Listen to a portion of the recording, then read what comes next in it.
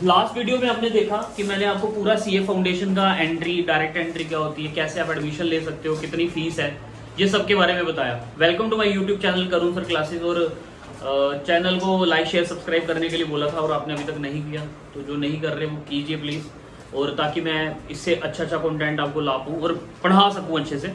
तो आज मैं आपको डिस्कस करूँगा अकाउंटिंग का सिलेबस जो फाउंडेशन में हम पढ़ने वाले हैं।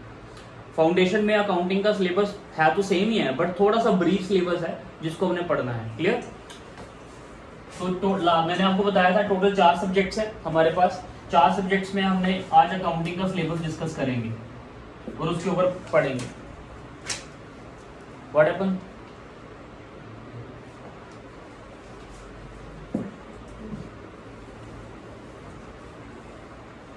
तो जो अकाउंटिंग में आज हम पढ़ने वाले हैं, जो कंटेंट्स इसमें रहने वाला है,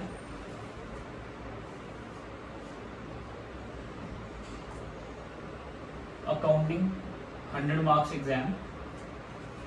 कंटेंट इसमें क्या रहने वाला है? पहले तो इसमें पढ़ने वाले हम थ्योरेटिकल फ्रेमवर्क। इसमें अकाउंटिंग के रिलेटेड जितनी भी थ्योरी है वो सारी पढ़ेंगे हम। Accounting process, next chapter, chapter 1, chapter 2। अब इन चैप्टर्स के अंदर भी क्या आएंगे? यूनिट्स आएंगे। तो चैप्टर अभी फिलहाल तो क्लास में हमारा जो चल रहा है वो 2 चल रहा है। इसका भी लिंक आपको यूट्यूब में मिल जाएगा। जो हमने अभी तक पढ़ा है उसकी वीडियोस भी आपको मिल जाएंगी, तो वो आप मेरी मतलब जो प्लेलिस्ट है उसमें जाके सर्च कर सकते हैं। सीक्वेंस में मिलेगी, कोई दिक्कत नहीं है। इसमें जो चैप्टर 3 हमने पढ़ने वाले हैं वो पढ़ने वाले हैं बैंक रिकंसिलिएशन स्टेटमेंट। ये ऑलरेडी बच्चे ग्रेड 11 में पढ़ते हैं, बट इसको थोड़ा सा हमने ब्रीफली पढ़ना है कि ये प्रैक्टिकल लेवल पे किस तरह से करवाया जाता है। नेक्स्ट चैप्टर है जो आपको 11-12 में नहीं पढ़ाया जाता, दैट इज इन्वेंटरीज। और वैसे भी ये हायर स्टडीज में आने वाला चैप्टर है इन्वेंटरीज। देन उसके बाद आता है chapter 5, depreciation, depreciation and amortisation.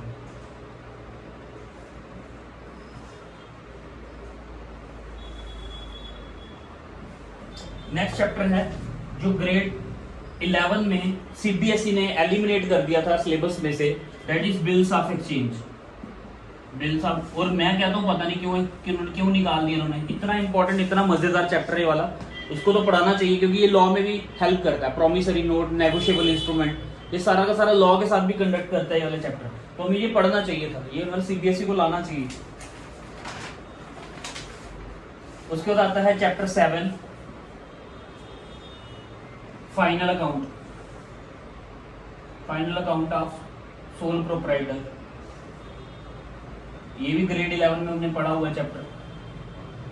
फिर उसके बाद जो 12th में चैप्टर डिलीट करवा दिया सीबीएसई ने, that is non profit organisation, non profit organisation chapter 8। 9th वाला चैप्टर तो आपने ऑलरेडी पढ़ा है, accounts with incomplete record, with incomplete record, ठीक है। देन चैप्टर 10 जो है पार्टनरशिप, तो सबने पढ़ा है ग्रेड 11 में, 12th में सॉरी, पढ़ाया मैंने, अच्छे से समझ आया हुआ है। उसके साथ एक और चैप्टर पढ़ेंगे अब हम, LLP accounts, limited liability partnership पढ़ेंगे, ठीक है। और last grade 11 companies account. Companies account भी हमने आधा अधूरा ही पढ़ा है क्योंकि सीबीएसई ने सिलेबस में बड़े सारे टॉपिक्स को क्या कर दिया हुआ है, एलिमिनेट कर दिया है। इसमें जैसे हम अलग से पढ़ेंगे बोनस इशू क्या होता है, राइट इशू क्या होता है, उसकी एंट्रीज पढ़ेंगे, ठीक है।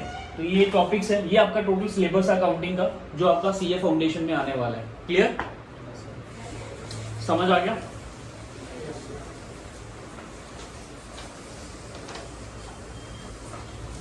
तो आप स्क्रीनशॉट भी ले सकते हैं, अगर नहीं पता चला तो कमेंट सेक्शन में पूछिए, ठीक है।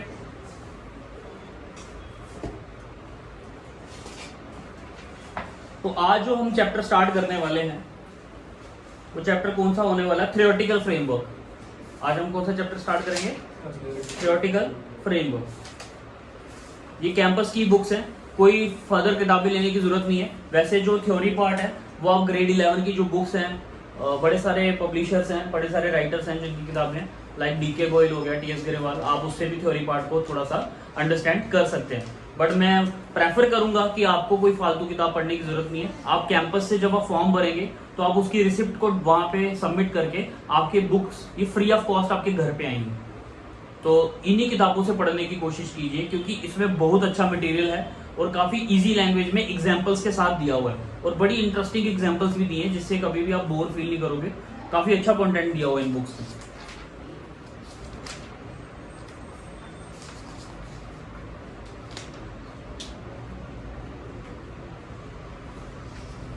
तो करें स्टार्ट। सिलेबस नोट कर लिया आपने? ये टोटल रॉ वीडियोस आएंगी भाई, इसमें कोई भी एडिटिंग वगैरह नहीं होगी। तो जो क्लास में रहा करेगा वही एक्चुअल रहा करेगा, मतलब कोई भी एडिटिंग इसमें कोई हम ट्रिम स्प्लिट कुछ नहीं करेंगे। रब कर दूं? नींद आ रही सबको? तो जोश अपना हाई रखो।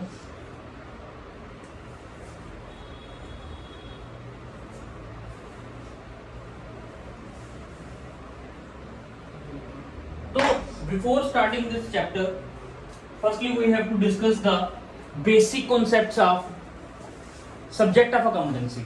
Clear? As already discussed in the classes कि भाई मैंने बताया था कि ये जो अकाउंटिंग होता है, ये बुक कीपिंग होता है,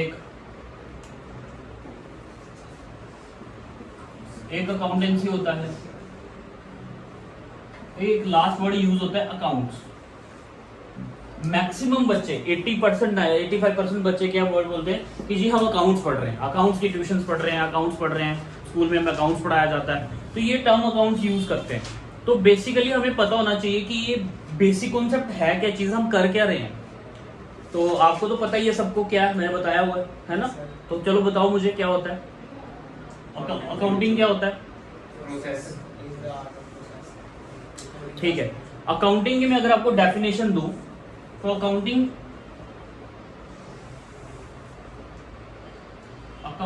is art of recording the transactions, then फिर उसके बाद classifying, summarising, analyzing, interpreting, and communicating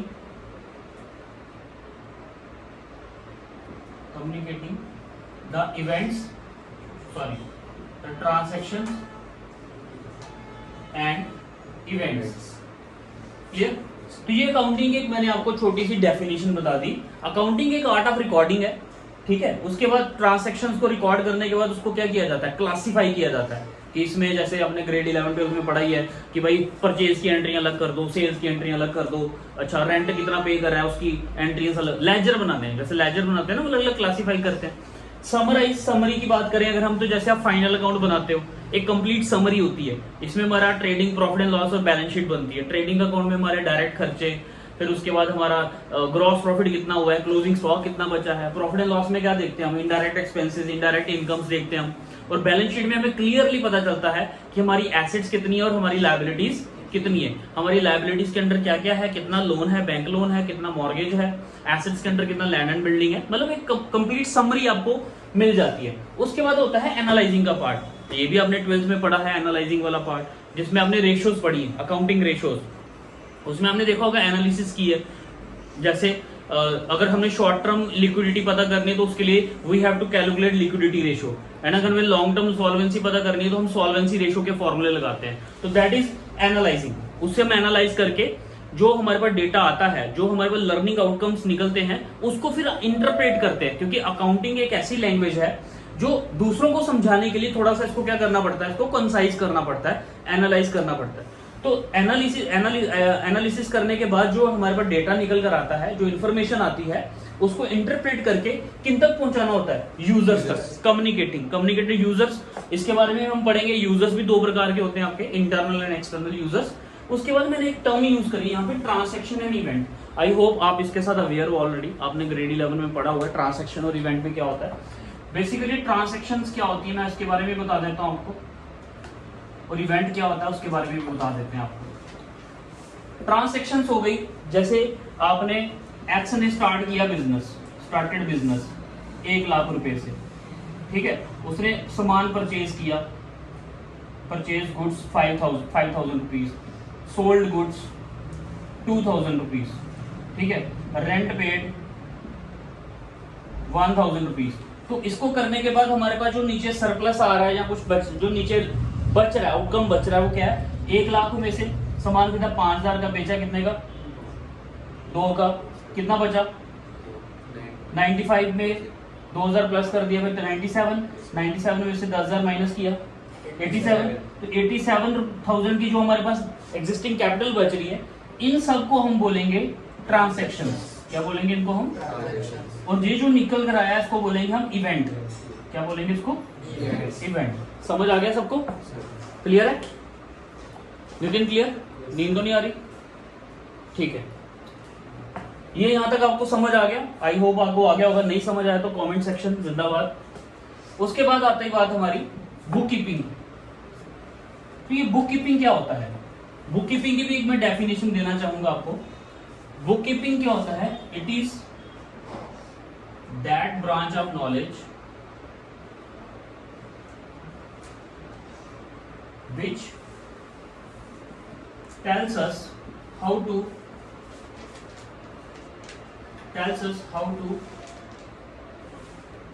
keep या record, how to keep, जैसे लिख सकते हैं how to record the business transactions। Clear?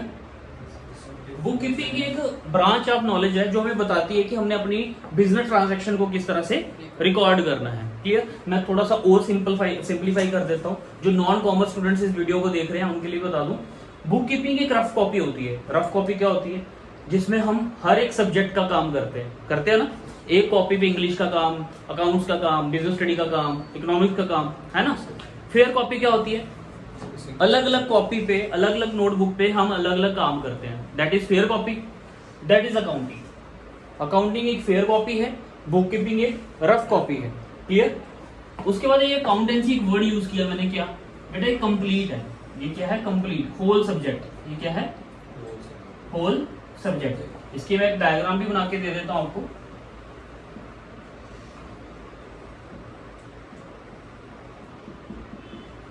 ये जो आपको शैडो वाली दिख रही है ये बुक कीपिंग है।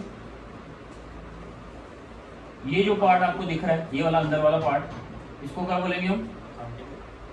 अकाउंटिंग बोलेंगे। और ये ऊपर वाला जो पार्ट दिख रहा है, क्या दिख रहा है? अकाउंटेंसी। क्लियर? तो ये डायग्राम के थ्रू भी आप समझ सकते हैं। अब ये आता है अकाउंट्स। इसके बारे में क्या बताया मैंने आपको? अकाउंट से एक सिंपल सी भाषा, जैसे आप बैंक में जाते हो तो अपना क्या ओपन करवाते हो? अकाउंट ओपन करवाते हो। तो बैंक में जाके कोई भी खाता किसी का खोलना, purchase account, sale account, debit account, credit account, समझ आ रही बात? तो ये जितने भी अकाउंट होते हैं, खाते होते हैं, उसको खाता बोलते हैं। हिंदी में ये लिखते हैं ना, खाता। खाने वाला खाता नहीं है ये, बैंक अकाउंट ओपन करने वाला, जब बाकी अकाउंट ओपन होते हैं हमारे, उसको बोलते हैं अकाउंट। इसलिए अकाउंट्स का वर्ड यूज करना हमारे लिए गलत होगा। हम सही स्टेटमेंट नहीं यूज करते। आज के बाद जब भी हम किसी को बोलेंगे कि हम कौन सा सब्जेक्ट पढ़ रहे हैं, तो हम क्या बोल सकते हैं? हम अकाउंटिंग पढ़ रहे हैं, बुक कीपिंग भी पढ़ सकते हैं हम, या फिर हम अकाउंटेंसी पढ़ रहे हैं। Getting my point? ये रब कर दूं मैं सारा?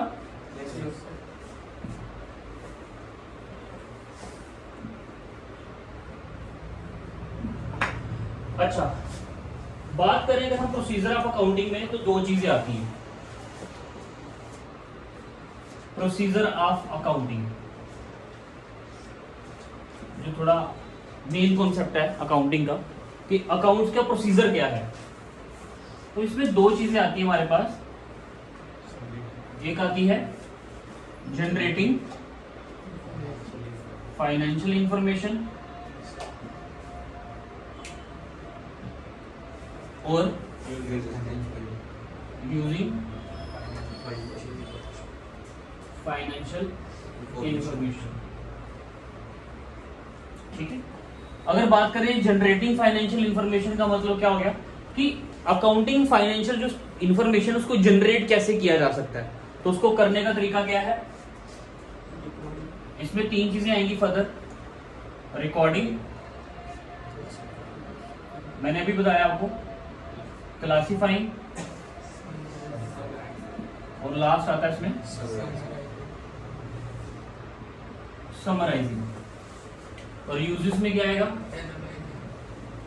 शाबाश पढ़ा होगा ऑलरेडी इसमें, एनालाइजिंग, इंटरप्रेटिंग एंड कम्युनिकेटिंग। लो जी, तो ये 3 चीजें प्रोसीजर ऑफ अकाउंटिंग में आ जाएंगी। यहाँ तो कोई डाउट किसी को, क्लियर। देन उसके बाद आता है हमारा आइडेंटिफिकेशन ऑफ ट्रांजैक्शन। क्या आता है, identification of transactions.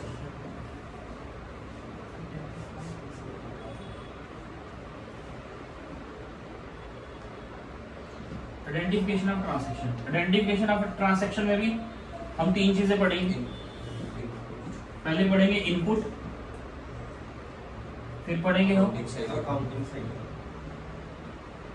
Accounting cycle, और लास्ट पढ़ेंगे इसमें हम आउटपुट। इनपुट में हम पढ़ेंगे identification of economic events and transaction. Identification of economic events and transactions measured in financial terms। Clear, ठीक है। अकाउंटिंग साइकिल में क्या सीखेंगे हम, यही ऊपर हमने देखा जो हम ग्रेड 11 में पढ़ कर आए हैं, और जो नहीं पढ़ कर आए उनको बता दूं कि ग्रेड 11 के जो बेसिक टॉपिक्स हैं पढ़ने वाले वो कौन कौन से हैं। जैसे हम जर्नल बनाते हैं, फिर क्या बनाएंगे, लेजर, फिर ट्रायल बैलेंस बनता है, तो ये फाइनल अकाउंट। तो ये एक साइकिल है, ये पूरा साल चलती है भाई। जो भी अकाउंटेंट है वो इस दुख को समझ सकते हैं, इस दुख दर्द पीड़ा को समझ सकते हैं जो भी अकाउंटेंट है। और जर्नल, लेजर, ठीक है। आई होप आपको मेरी राइटिंग समझ आ रही हो। वैसे राइटिंग मेरी भी थोड़ी नूब प्लेयर वाली है, बट जज्बातों पे जाओ, राइटिंग में क्या रखा है। तो ledger, trial balance, final account, ठीक है। देन आउटपुट क्या आता है बताइए शाबाश। Communicating financial information to the user. Communicating Financial information financial information to the user. To the users, ठीक है। अब यूजर्स के बारे में हम पढ़ लेंगे थोड़ा सा। ये आप स्क्रीनशॉट लेके भी आप इस टेबल को नोट डाउन कर सकते हो। क्लियर, रब कर दिया जाए इसको। Yes, sir.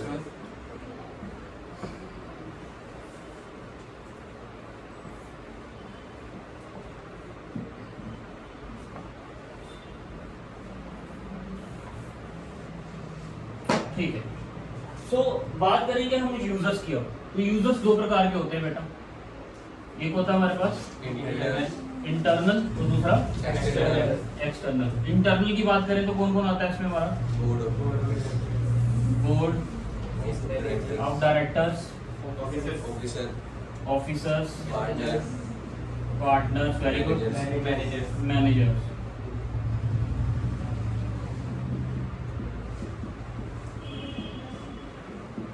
ठीक है, तो ये आगे हमारे internal users, board of director हो गए, ऑफिसर्स हो गए, ठीक है, पार्टनर्स, मैनेजर्स। उसके बाद एक्सटर्नल यूजर्स की बात करें अगर हम, तो उसमें कौन कौन से आते हैं हमारे, इन्वेस्टर, जिन्होंने पैसा डालना है बिजनेस में, लेंडर्स आ गए, सप्लाई, लेंडर्स का मतलब होता है जो लोन प्रोवाइड करते हैं हमें, सप्लायर्स, गवर्नमेंट एजेंसी, जिन्होंने हमसे क्या लेना है, टैक्स लेना है। और टैक्स किस पे लिया जाता है, अकाउंटिंग इन्फॉर्मेशन पे, अकाउंटिंग फाइनेंशियल इन्फॉर्मेशन पे। और कस्टमर, जो जिनकी वजह से हमारा धंधा चलेगा भाई, बिजनेस। बिजनेस कस्टमर्स के बिना नहीं चलता, इसलिए कस्टमर को भगवान माना जाता है आज भी। ठीक है, तो ये थे हमारे यूजर्स, समझ आ गया आपको। ठीक है, उसके बाद इसके साथ ही मैं आपको कुछ एक in additional to this topic मैं आपको कुछ समझाना चाहता हूँ, वो क्या है, रब कर दिया जाए। Yes, sir. जो मैं समझाना पीछे स्किप कर गया, बट अब समझा देता हूँ, कोई दिक्कत नहीं है। ट्रेड, जैसे ट्रेड, बिजनेस, कॉमर्स, कुछ टर्म्स हैं जो अपने बिजनेस स्टडीज में पढ़ी होंगी जो कॉमर्स स्टूडेंट्स हैं।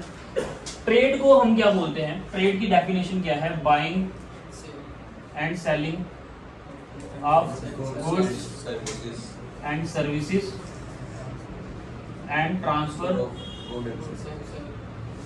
Of goods and services from One place to another. One place to Another. Another. ठीक है, ट्रांसफर का मतलब हो गया इंपोर्ट एक्सपोर्ट। ठीक है, एक स्टेट से दूसरी, इंट्रास्पोर्ट, इंपोर्ट एक्सपोर्ट, इसी को बोलते हैं हम ट्रांसफर। Intangible. ठीक है, और गुड्स आपको पता ही है, टेंजिबल होते हैं, और इनटेंजिबल गुड्स को क्या बोलते हैं, सर्विसेज। ठीक है, Yes, sir. ठीक है, ये आ गया। अब बात करते हैं हम ट्रेड, कितने प्रकार के ट्रेड होते हैं बेसिकली, क्योंकि एक सीए के लिए, एक अकाउंटेंट के लिए जानना बड़ा जरूरी है कि हम किस इंडस्ट्री के अकाउंट्स बना रहे हैं। तो मेजरली अगर देखा जाए तो ट्रेड जो है वो 3 चीजों में होता है, banking, Insurance. Insurance, Transport. Transportation. और इन तीनों को छोड़कर जो भी बिजनेस बचते हैं वो सारे किस में कंसीडर कर लेते हैं, अदर बिजनेस में। बैंकिंग की वर्किंग भी आपको पता ही है, बारोइंग एंड लेंडिंग।